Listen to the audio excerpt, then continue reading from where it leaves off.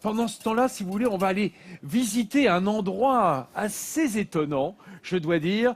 Toute notre semaine, le feuilleton va être consacré à l'île mystérieuse, comme on l'appelle ici. Alors évidemment, l'esprit de Jules Verne plane au-dessus de Nantes, puisqu'il est nantais, ce Jules Verne qui a bercé notre enfance, et celle de Yann Kefelec qui est avec nous.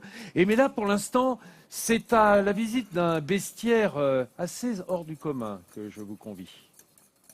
Si un jour vous voyez des touristes voler avec un héron, chevaucher une fourmi téléguidée ou un éléphant de 12 mètres, pas de panique. Cela veut tout simplement dire que vous êtes entré dans l'univers des machines sur l'île de Nantes. Sur l'ancien site des chantiers navals, deux artistes un peu fous ont décidé de faire de leur rêve une réalité. Un projet artistique unique qui consiste à animer des sculptures articulées, mêlant l'univers de Jules Verne à celui de Léonard de Vinci. Leur création emblématique, cet éléphant de près de 50 tonnes. Notre métier, c'est de faire rêver les gens. C'est pour ça qu'on a créé avec François de la Rosière les machines et que l'éléphant, c'est une puissante clé d'imaginaire. C'est quand on se retrouve face à un éléphant de ces volumes-là, de cette taille-là, habité par des gens, par des passagers. Et avec cette ambiguïté entre le mécanique et le vivant, ça déclenche dans la tête des gens, ça les projette tout de suite dans un monde imaginaire. Et je vous dis, on est là pour ça.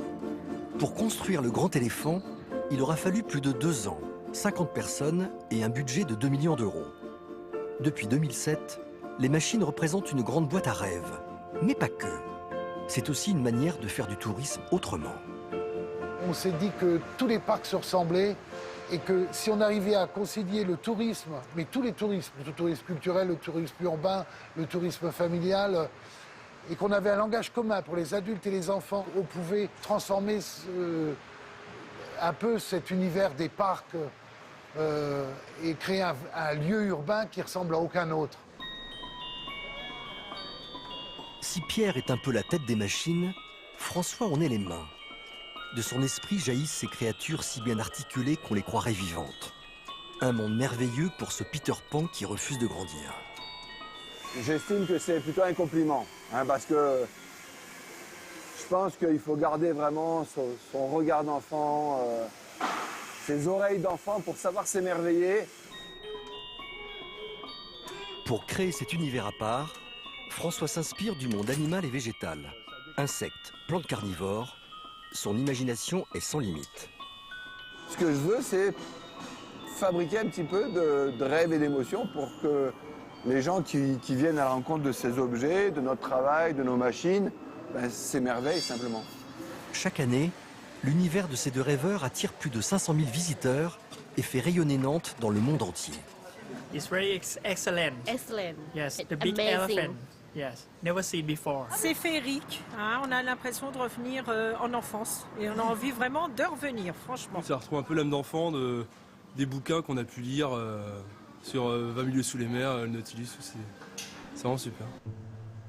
Prochain défi, la construction de l'arbre au héron.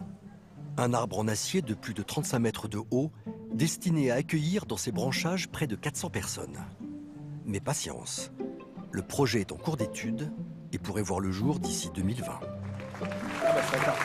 Mais c'est ça aussi, les machines de Lille, c'est que là-bas, on a choisi, Pierre et Fils, de tout dire, de tout montrer, depuis le début des projets, depuis les dessins originels jusqu'au fonctionnement des machines. Je crois que à peu près tous les Nantais, grands ou petits, sont montés sur votre éléphant qui se promène régulièrement. On va découvrir toute cette semaine ces machines incroyables qui nous emmènent dans l'univers onirique effectivement de Jules Verne.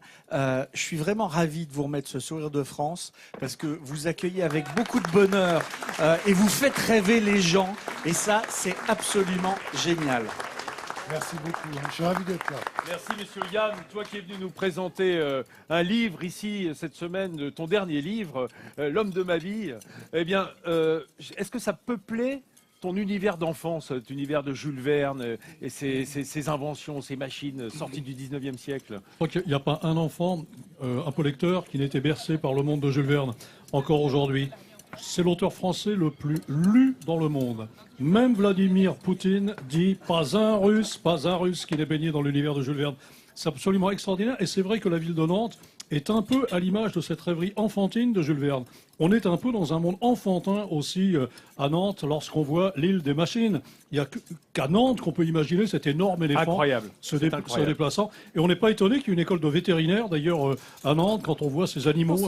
Pour soigner l'éléphant en bois. Pourquoi pas Oui, c'est Ouais, ça. non, tout à Mais fait. là, il faut un deuxième stage. Il faudra que tu reviennes quand même, Ouais, je Églantine, crois. quand tu vois l'engin que c'est.